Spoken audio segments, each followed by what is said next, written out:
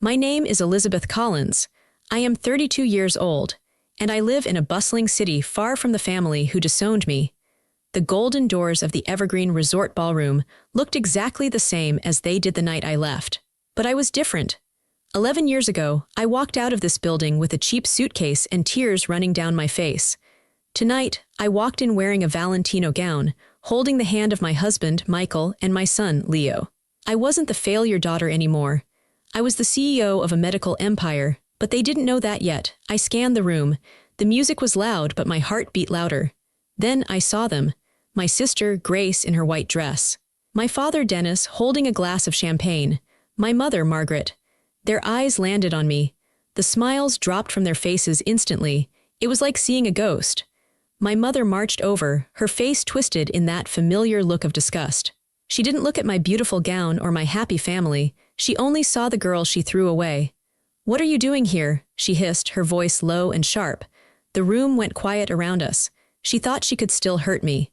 She had no idea who I had become. But before I tell you how everything flipped, like and subscribe, drop a comment. Where are you watching from? My name is Elizabeth Collins. I am 32 years old. My mother's hiss in the ballroom took me back instantly. It took me back to the worst night of my life. I was 21 years old. It was a Tuesday. It was raining hard against the windows of my parents' house. I remember the sound of the rain because it was the only sound in the room before the shouting started. I stood in the living room holding a piece of paper. It was a bank statement. My hands were shaking. I had gone to the bank that morning to pay my tuition for my final year of college. The teller looked at me with pity. She told me the account was empty. Zero. I walked home in a daze. When I walked into the house, my parents were sitting on the couch watching TV. Grace was there too. She was painting her nails on the coffee chair. She was 23 then, 2 years older than me, but she acted like a teenager. "Where is it?" I asked. My voice was small. My father didn't look away from the TV. "Where is what, Elizabeth?" "My college fund," I said. "The money Grandma left for my education. The account is empty." My mother finally looked up. She didn't look guilty. She looked annoyed. She took a sip of her tea and set the cup down slowly. "We had to move some things around," she said. "Move things around?" I stepped closer. "That was $40,000. That was for my degree. I have 1 year left. I can't register for classes without it." Grace blew on her nails. She looked bored. "God, Liz. Stop being so dramatic. It's just money." "It's not just money, Grace. It's my future," I yelled. My father stood up then. He was a big man, and when he was angry, he filled the room. "Do not raise your voice in this house, young lady." "You stole from me," I screamed. I couldn't stop myself. "Where did it go?" My mother stood up too. She smoothed down her skirt. Grace needed it. She was in a bad place. She needed a fresh start. We sent her to that wellness retreat in Bali, and then she needed a car to get to her internships. I looked at Grace. She was smirking. She hadn't had an internship in 3 years. She spent her time shopping and posting pictures online. "You spent my college tuition on a vacation for Grace?" I asked. I felt sick. My stomach twisted into a knot.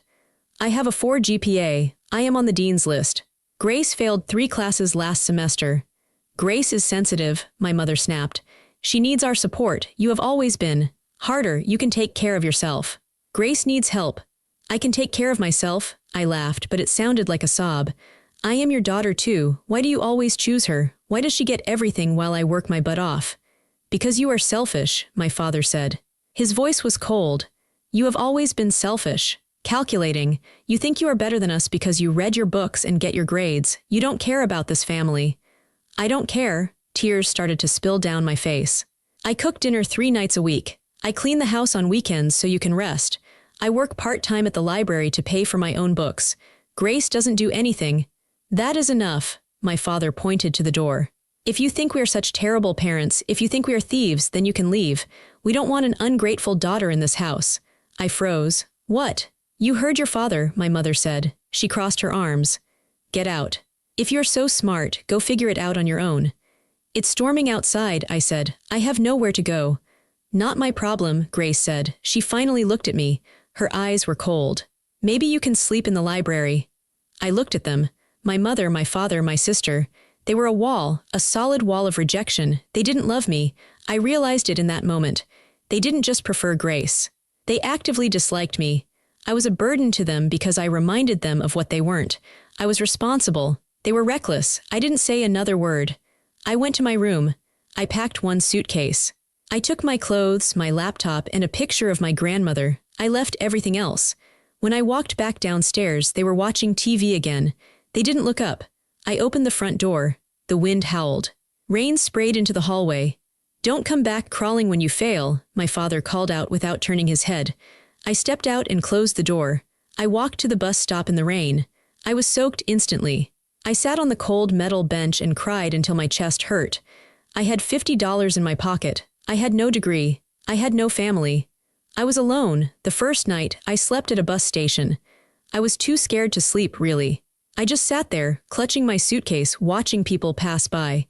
I felt like I had a sign on my forehead that said homeless or unwanted. The next day, I found a cheap motel on the edge of town. It cost $30 a night. It smelled like old cigarettes and mildew. The carpet was sticky, but it had a lock on the door. I sat on the bed and made a plan. I was not going to let them win. My father said I would come crawling back. I swore to myself, right there in that dirty room, that I would never ask them for a penny. I would rather starve than beg them for help. I needed money, fast. I walked to every business within 5 miles. I asked for work. A diner called Pete's Place hired me as a dishwasher and waitress. The owner, an old man named Pete, saw my suitcase and didn't ask questions. $7 an hour plus tips, he said. "You start now." I tied on an apron. I washed dishes until my hands were raw and red. I waited tables with a smile, even though I was exhausted. I picked up extra shifts whenever I could. I found a tiny studio apartment above a garage. It had no heating in the winter and no air conditioning in the summer. It was freezing cold and boiling hot. But it was mine.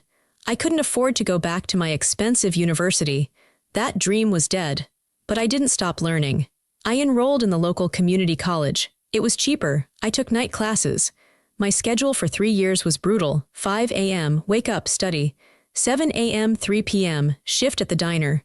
4 p.m., 7 p.m., classes. 8 p.m., 12 a.m., shift at a cleaning service, scrubbing office floors. I was tired all the time. My bones ached. I ate instant noodles every single day because they cost 20 cents a pack. I lost weight. My clothes hung loose on my frame. I didn't have friends. I didn't have time for them. When Christmas came, I spent it alone in my apartment. I watched movies on my laptop and ate a sandwich. I imagined my family eating a big dinner, laughing, probably making fun of me. Remember Elizabeth, the dropout? It hurt. It hurt so much. But the pain became fuel. Every time I wanted to give up, I remembered Grace's smirk. I remembered my mother saying, "Grace needs help." I transferred to the state university after 2 years. I got a full academic scholarship because my grades were perfect. I worked harder than anyone else. I sat in the front row. I asked questions. During my final year, I had an idea. I was studying biomedical engineering. I noticed that patients recovering from surgery often had complications because doctors couldn't monitor them once they went home. I started sketching a device, a small patch. It would track vitals and send data directly to the doctor's phone. It was simple, but no one had done it well yet. I called it MOVA. I worked on the prototype in the university lab at night. I slept 3 hours a night. I met Michael during this time. He was a medical student. He saw me sleeping in the library one morning. He bought me a coffee. "You look like you carry the weight of the world," he said. He had kind eyes. "Just my own weight," I said. He didn't run away when I told him I had no money. He didn't judge me when I told him my family disowned me. He believed in me. When I showed him the MOVA prototype, he didn't say it was cute. He said, "This is going to change medicine." I graduated summa cum laude, top of my class. My parents weren't there. They didn't even know. Michael was there. He cheered so loud people turned to look. After graduation, I didn't get a job. I built my company. Michael and I lived in a tiny apartment. We ate cheap food. We put every dollar into MOVA. I pitched my idea to investors. Most of them were old men. They looked at me, a young woman in a cheap suit, and they said no. "It's too risky," they said. "You don't have experience." But I was used to rejection. Rejection was my native language. I didn't stop. I kept knocking on doors. Finally, one investor said yes. We launched the product. It exploded. Hospitals wanted it. Doctors loved it. It saved lives. The money started coming in, first a little, then a lot. We moved out of the tiny apartment. We bought a house. We got married. We had Leo. I was happy, truly happy. But in the back of my mind there was always a shadow. My family, they were still out there. They thought I was dead or in jail or working at a gas station. I never called them, I never checked on them. But I knew this day would come. When the invitation to Grace's wedding arrived at my old college address, which forwarded mail to me, I almost threw it away. It was addressed to Elizabeth Collins. Not Elizabeth Ross, my married name. They didn't know I was married. They didn't know I was a CEO. The invitation was a generic pity invite. If you are around, feel free to come. No request for an RSVP. They didn't expect me to show up. Michael saw me holding the invitation. Are you going? I looked at him. I looked at our beautiful home. I looked at the life I built with my own 2 hands. Yes, I said, it's time they met the real me. So here I was, 11 years of pain, work, and silence later. Standing in the ballroom, my mother stood in front of me, blocking my path. She was wearing a beige dress that probably cost more than my first car. Her face was tight with anger. She looked at me like I was a stain on her perfect white carpet. I asked you a question, she said, her voice dropping to a harsh whisper so the guests nearby wouldn't hear. What are you doing here? Who invited you? I received an invitation, I said calmly. I reached into my clutch purse. I didn't hand it to her, I just held it up. Addressed to Elizabeth Collins. My father stepped up beside her. He looked older. His hair was completely white now. He looked at Michael, then at Leo, and finally at me. He didn't look happy to see his grandson. He looked suspicious. We sent that out of courtesy, my father grumbled. We didn't think you would actually have the nerve to show up. Look at you, you're making a scene. I'm not making a scene, I said. I'm standing here. You look. My mother looked me up and down again. She seemed confused by my dress. It was a Valentino. It was elegant, dark green, and tailored perfectly to my body. It wasn't something a dropout waitress could afford. Did you rent that dress? Are you trying to beg for money? Because if you are here to ask for a handout, you can turn right around. Grace appeared behind them. She looked beautiful in her wedding dress, but her face was pale. She stared at me with wide eyes. She didn't look like a happy bride. She looked like a child who had been caught stealing cookies. Liz, she squeaked. Hello, Grace, I said. Congratulations. You need to leave, Grace said quickly. She looked around the room nervously. You don't belong here. This is a high society event, Liz. There are doctors here, important people. You're going to embarrass me. Embarrass you? I repeated. Yes, everyone knows you, failed. Grace nervously touched her hair. Just go, please. I'll give you some cash for a cab. She reached for her purse on a nearby table. She was trying to pay me to leave. Again, just like they paid for her to have everything while I had nothing. Before I could answer, Michael stepped forward. He placed a hand on the small of my back. His grip was warm and steady. Keep your money, Michael said. His voice was deep and projected well. He wasn't whispering. My wife doesn't need your cash. My father frowned at Michael. And who are you? I'm Michael Ross, he said. He extended a hand, but my father didn't take it. Michael dropped his hand but kept his chin up. And this is our son, Leo.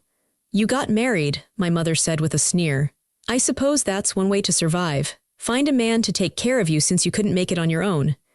I felt a flash of anger, hot and sharp, but I pushed it down.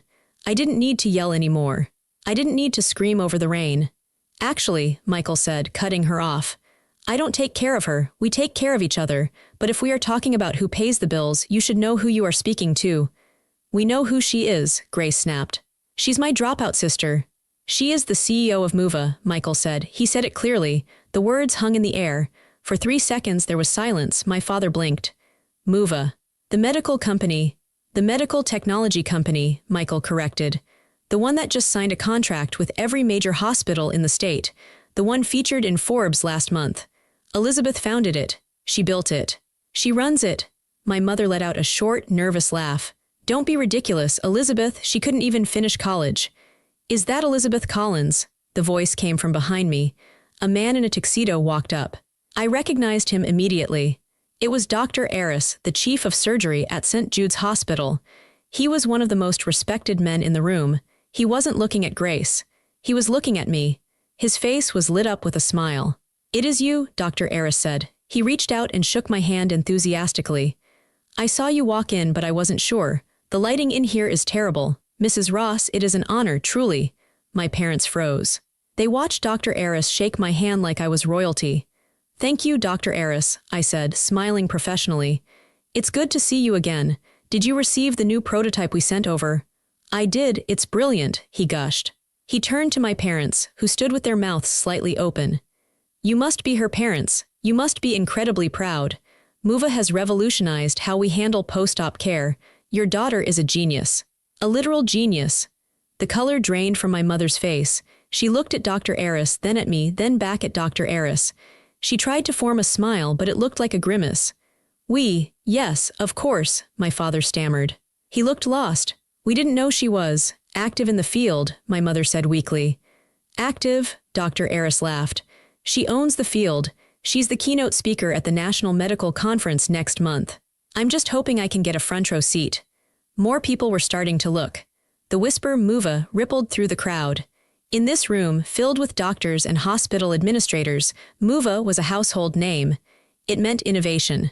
It meant money. It meant power. Grace stood there, gripping her bouquet so hard her knuckles were white. She looked small. Suddenly, her expensive wedding dress didn't look so impressive. Her important day was being overshadowed, and she knew it. I didn't know you knew Dr. Eris, Grace whispered to me. Her tone wasn't superior anymore, it was frightened. There is a lot you don't know, Grace, I said softly. My mother tried to recover. She stepped closer to me, her voice changing instantly. It became sickly sweet, the public voice she used to charm people. Elizabeth, darling, why didn't you tell us? She reached out to touch my arm. I took a half step back. Her hand fell to her side. Tell you? I asked. You told me to leave and never come back. You told me I was a failure. I just followed your instructions. Oh, don't be silly, she laughed nervously, glancing at Dr. Eris to see if he heard. Families fight. It's what we do, but look at you. You're a success. Dennis, look, our daughter is a CEO. My father puffed out his chest. Yes, well, the apple doesn't fall far from the tree, does it? We always knew she had the drive. I stared at him. The audacity was breathtaking. They were trying to rewrite history in real time. They wanted to claim my success. They wanted to take credit for the woman I became, despite the fact that they had tried to destroy her. I didn't yell. I didn't call them liars in front of Dr. Eris. I just smiled, a cold, polite smile. I think the tree tried to chop the apple down, actually, I said pleasantly. My father choked on his drink. Dr. Eris looked confused for a moment, sensing the tension. Well, I don't want to intrude on a family reunion, but Elizabeth, please save a dance for me later. I have questions about the sensor integration. Of course, doctor, I said. He walked away.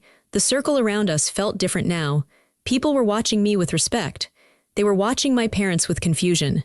Grace looked at her husband, Daniel, who was talking to a group of men across the room. She looked terrified that he would come over. Please, Grace hissed under her breath. Don't ruin this for me.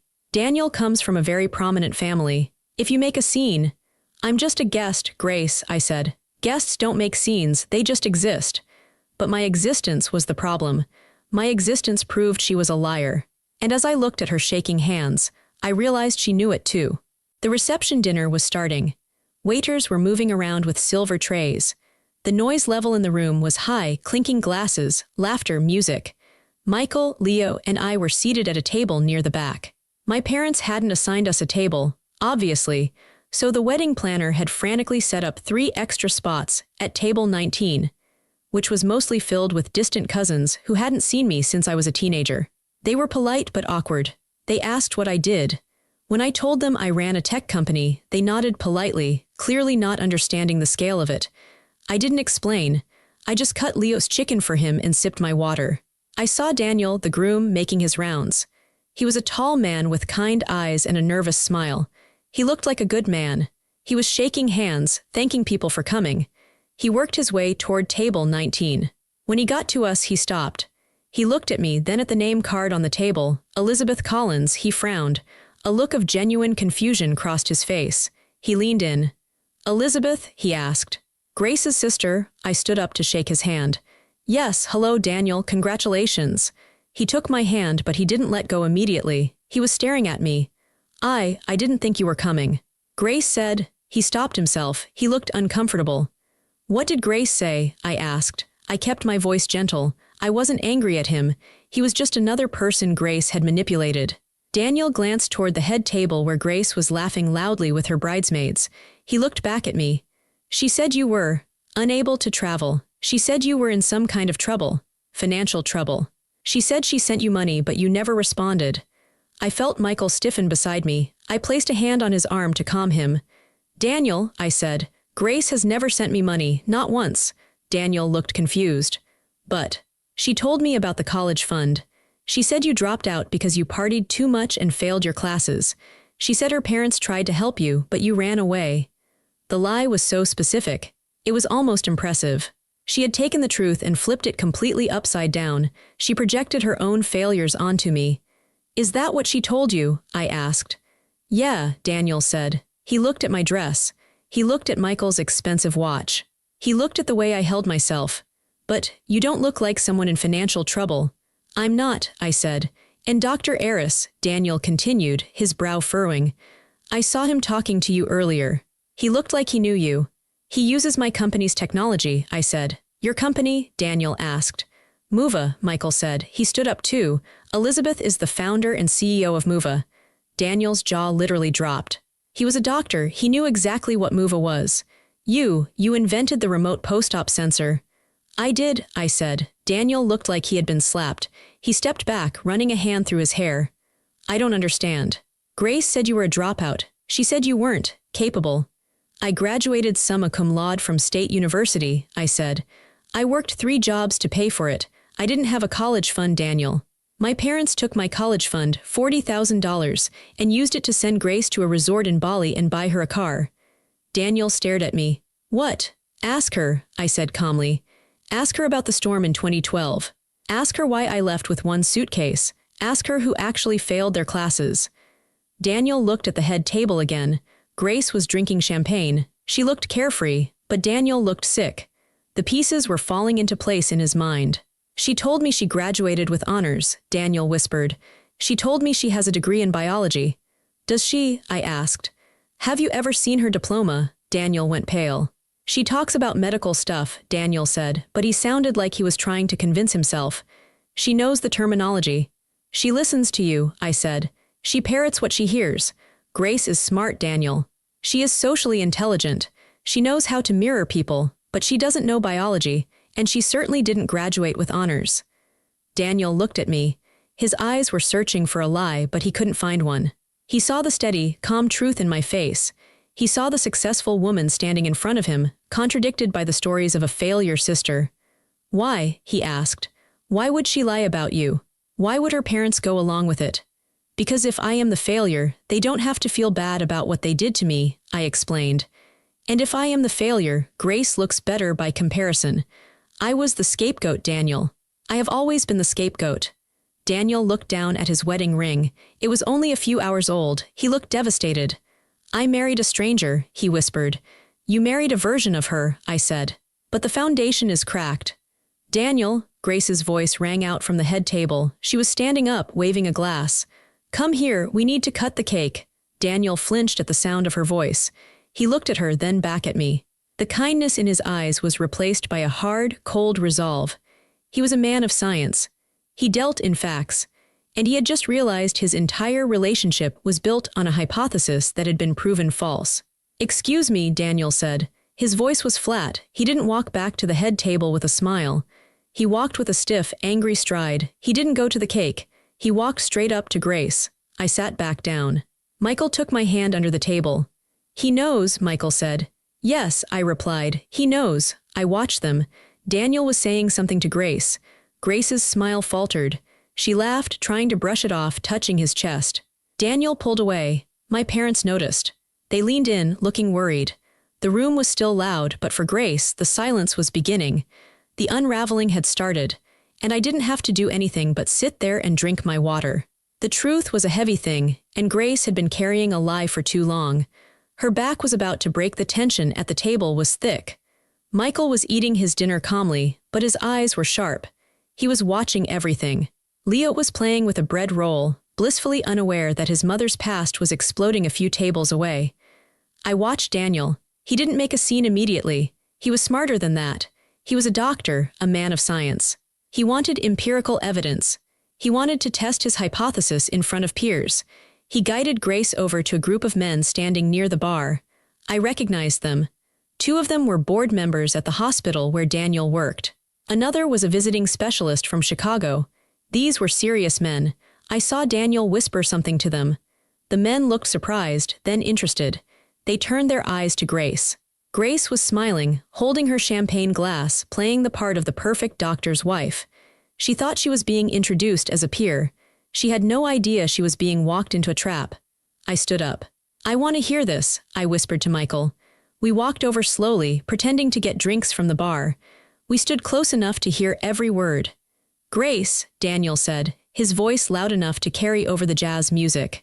"Dr. Evans here was just discussing the latest research on cellular regeneration. I told him about your thesis at Stanford. The one on, what was it again? Mitosis variants." Grace froze. Her smile stayed plastered on her face, but her eyes darted around like a trapped animal. "Oh, Daniel," she laughed, a high-pitched, brittle sound. "Not tonight, it's our wedding. No shop talk. It's so boring for everyone." "Nonsense," Dr. Evans said. He was a gray-haired man with thick glasses. "I would love to hear about it. Daniel says you graduated with honors. Stanford has a rigorous program." It was a long time ago," Grace stammered. She took a large gulp of champagne. "I've been so focused on other things lately. Charity work. You know, but surely you remember your thesis topic," Daniel pressed. He wasn't smiling anymore. His face was like stone. "You told me it was published. I've been trying to find it online to show my colleagues, but I couldn't locate it." "Which journal was it in?" The circle of people around them grew quiet. Guests nearby stopped talking. They sensed the change in the air. It wasn't a friendly conversation anymore. It was an interrogation. My parents, who had been hovering nearby, sensing trouble, stepped in. "Daniel, really," my mother said, placing a hand on his arm. "Grace is tired. She's had a long day. Let's not grill the bride." "I'm just proud of my wife," Daniel said, shaking my mother's hand off. He didn't look at her. He kept his eyes on Grace. "I want everyone to know how smart she is. Go on, Grace. Explain the core concept of your degree." Grace's face turned bright red. Sweat started to bead on her forehead. She looked at me. She saw me standing there, watching her. For a second, her eyes pleaded with me. "Help me." I didn't move, I didn't speak, I just watched. I don't feel well," Grace whispered. "Stanford doesn't offer a remote biology degree, Grace," Daniel said. His voice was like a whip crack. The silence in the room was absolute now. Even the band seemed to have quieted down. "What?" Grace whispered. "I called the registrar this morning," Daniel lied. "Or maybe he didn't, maybe he just knew. I wanted to surprise you with a framed copy of your diploma since you said you lost yours. They have no record of you, Grace. No Grace Collins, no degree, no honors." "There must be a mistake," my father blustered. He stepped forward, his face purple. "How dare you? On her wedding day." "How dare I?" Daniel turned on my father. "You told me she was the scholar. You told me Elizabeth was the failure. You sat in my living room and told me stories about Grace's late nights studying. Were you lying too, Dennis?" My father opened his mouth, but no words came out. He looked at Grace, waiting for her to come up with a lie to save them, but Grace had run out of lies. "I took classes," Grace shouted suddenly. She sounded hysterical. "I did. I took online courses. It's the same thing." "It is not the same thing as a degree from Stanford," Daniel shouted back. "And you didn't just lie about school. You lied about everything. You lied about your sister." Daniel pointed at me. Every head in the room turned to look at me. "That is Elizabeth," Daniel announced to the room. "The woman you all said was a dropout junkie. That is the CEO of Movatech.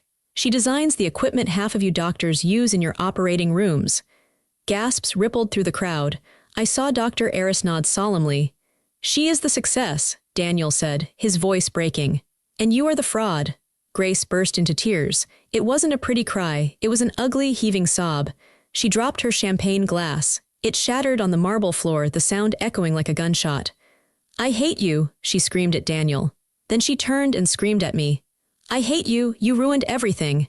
She gathered up her heavy skirts and ran.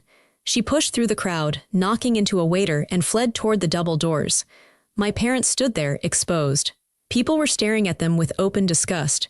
They looked small. They looked pathetic. I felt a hand on my shoulder. It was Michael. "Do you want to leave?" he asked. "Not yet," I said. "I have to use the restroom." I walked to the ladies' room. The hallway was quiet, a stark contrast to the chaos in the ballroom. I could hear the muffled sound of sobbing coming from inside. I pushed the door open. It was a fancy restroom with velvet couches and gold mirrors. Grace was standing by the sinks. She was splashing water on her face, ruining her professional makeup. Her mascara was running down her cheeks in black streaks. She looked like a nightmare version of a bride. She saw me in the mirror. She spun around. Water dripped from her chin onto her dress. "Get out," she screamed. "Get out, haven't you done enough?" I walked in and let the door close behind me. I locked it. "I haven't done anything, Grace," I said. My voice was calm. It scared her. She was used to me yelling, crying, begging. She didn't know how to handle this version of me. "You showed up," she accused. "You showed up in that dress with your rich husband, acting like you're so better than everyone. You did this on purpose. You wanted to humiliate me." "I came to my sister's wedding," I said. "I was invited." "You know we didn't want you here," she shrieked. She grabbed a paper towel and scrubbed at her face violently. "We only sent the invite so Dad could say he tried. You were supposed to stay away. You were supposed to be the loser." "Why?" I asked. I leaned against the marble counter. I crossed my arms. "Why was it so important for me to be the loser, Grace? You had everything. You had the parents' love. You had the money. You had the vacations. Why did you need to destroy my reputation too?" Grace glared at me. Her chest was heaving. "Because you made me look bad," she spat. "Even when we were kids, you were always reading. You were always getting A's.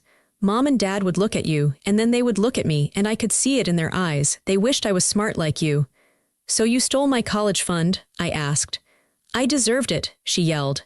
"I needed a break, I was stressed. And you didn't need help, you always figure things out. You're like a cockroach, Elizabeth, you always survive." "I survived because I had to," I said, cold as ice. "I ate noodles for 3 years. I scrubbed toilets. I slept in a room with no heat while you were in Bali. And look at you now," she gestured wildly at my Valentino gown. "You're rich, you won. So why are you torturing me?" "I'm not torturing you," I said. "I'm just letting people see the truth. You built a life on lies, Grace. You married a man who fell in love with a fake person.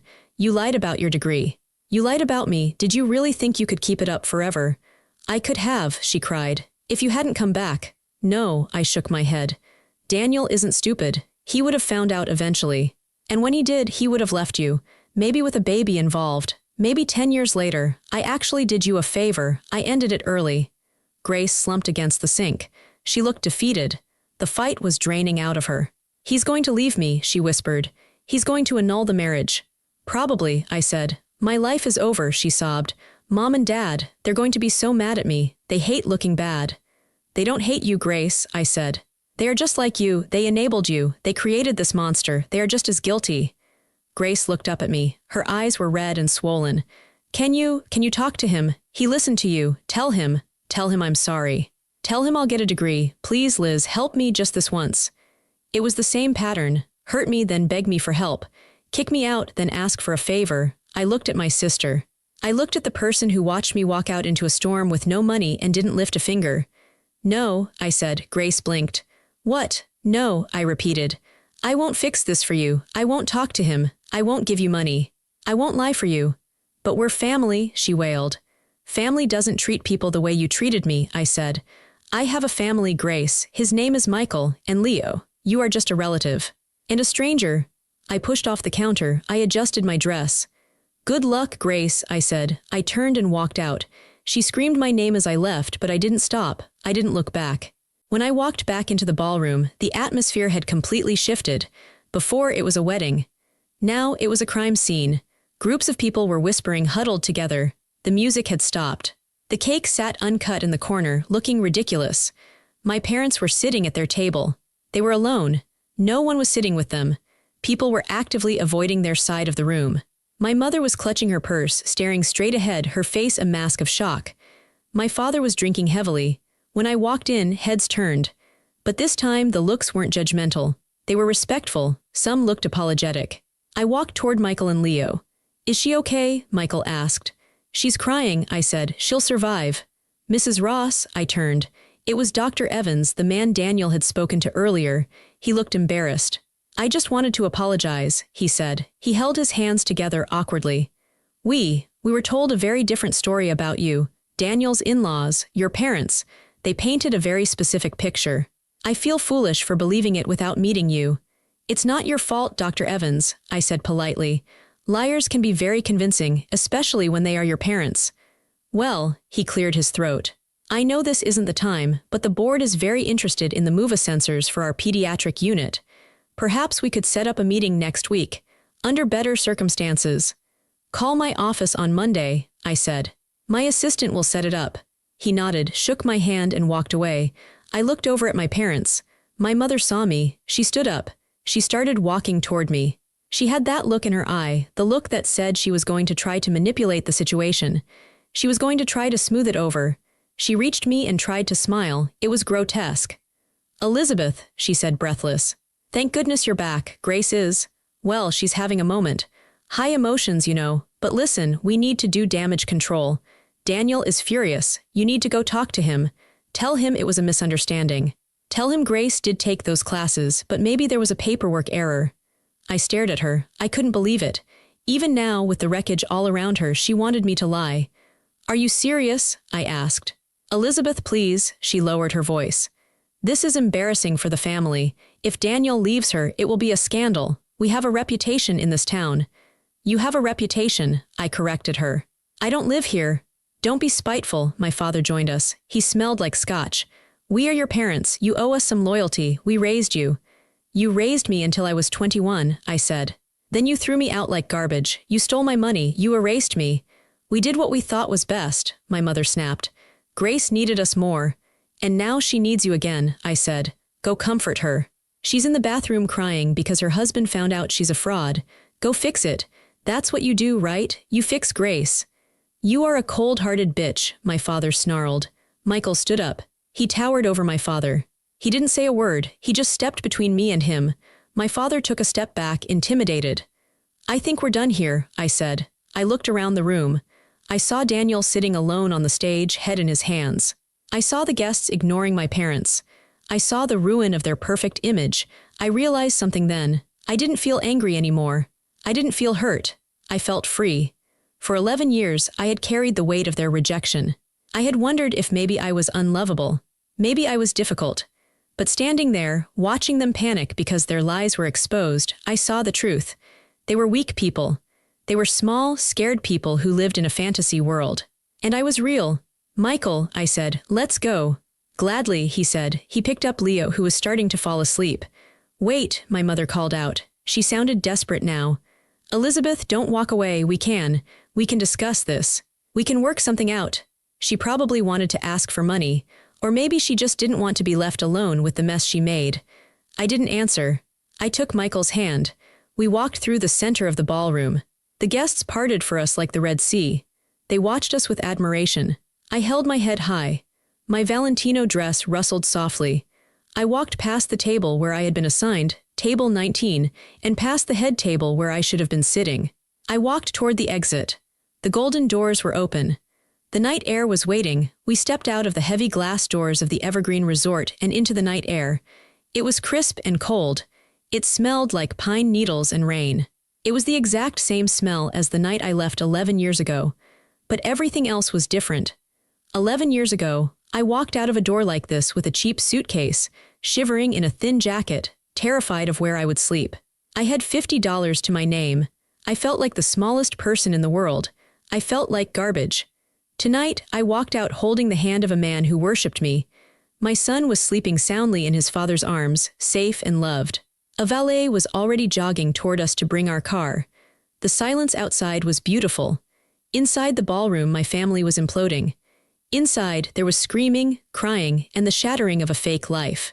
But out here, it was just quiet. I took a deep breath. I filled my lungs with the cold air. I waited for the pain. I waited to feel sad.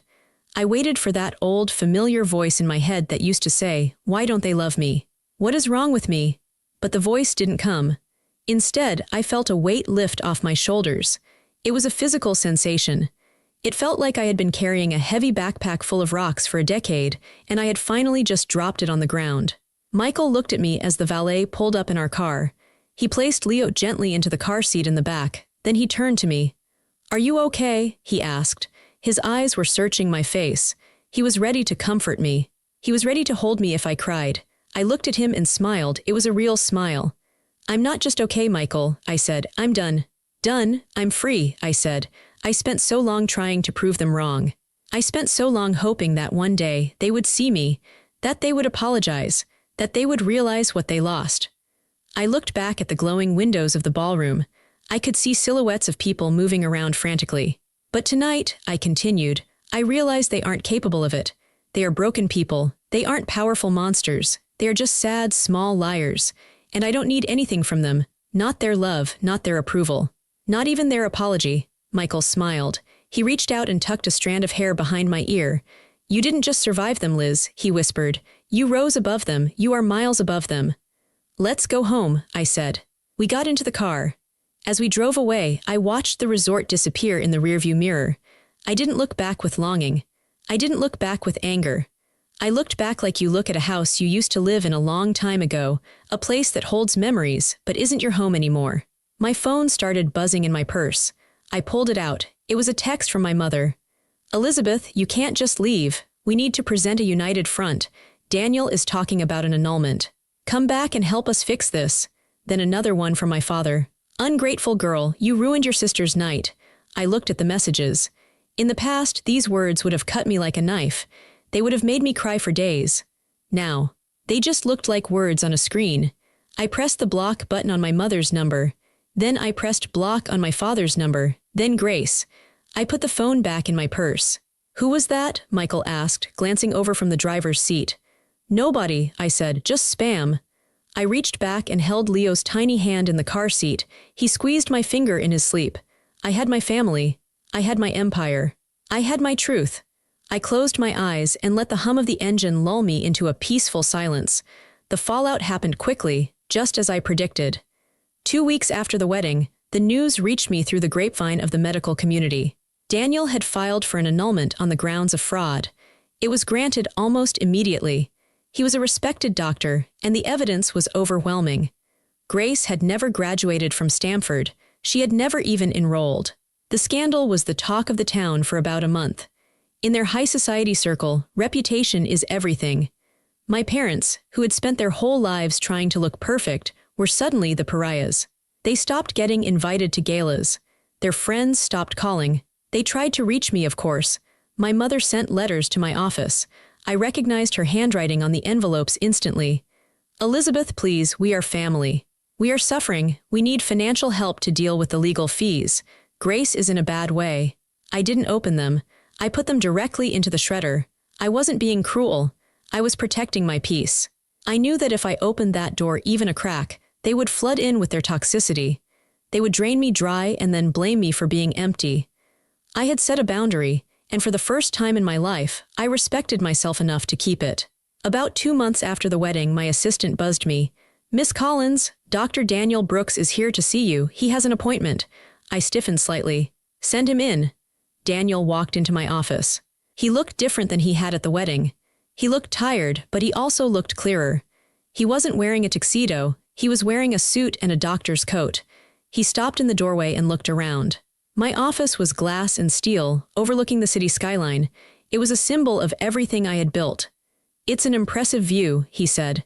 It helps me think, I replied. I stood up and gestured to a chair. Please sit down, Daniel. He sat. He held a folder in his lap. I'm not here to talk about them, he said. Good, I said. I'm here about the pediatric sensors, he said, tapping the folder. Dr. Evans told me you were open to a partnership with St. Jude's. I wanted to present the proposal personally. We talked business for 20 minutes. He was professional, sharp, and intelligent. He treated me with absolute respect.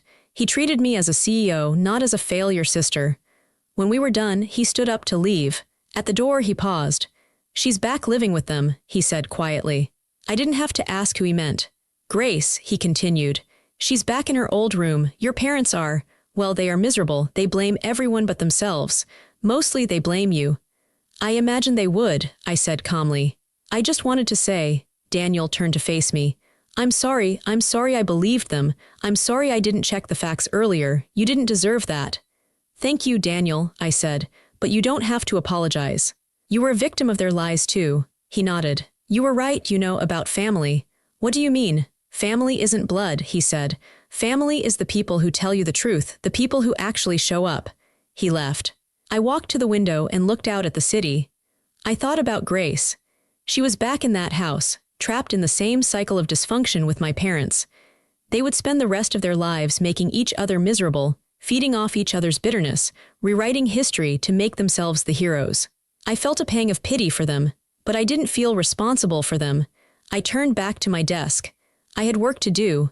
That afternoon, I had a meeting with a group of scholarship students. I had started a new program through MOVA. It was called the Second Chance Initiative. It provided full tuition and mentorship for young women who had been cut off by their families or who had faced financial crises that forced them to drop out of college. I walked into the conference room. 10 young women were sitting there. They looked nervous. They were wearing cheap suits like the one I used to wear. They looked tired like I used to look. When I walked in, they sat up straighter. "Good afternoon," I said. "I'm Elizabeth." I sat down at the head of the table. "I want to hear your stories," I told them. "I want to know where you want to go, and then I'm going to help you get there." One girl, a young woman with dark circles under her eyes, raised her hand.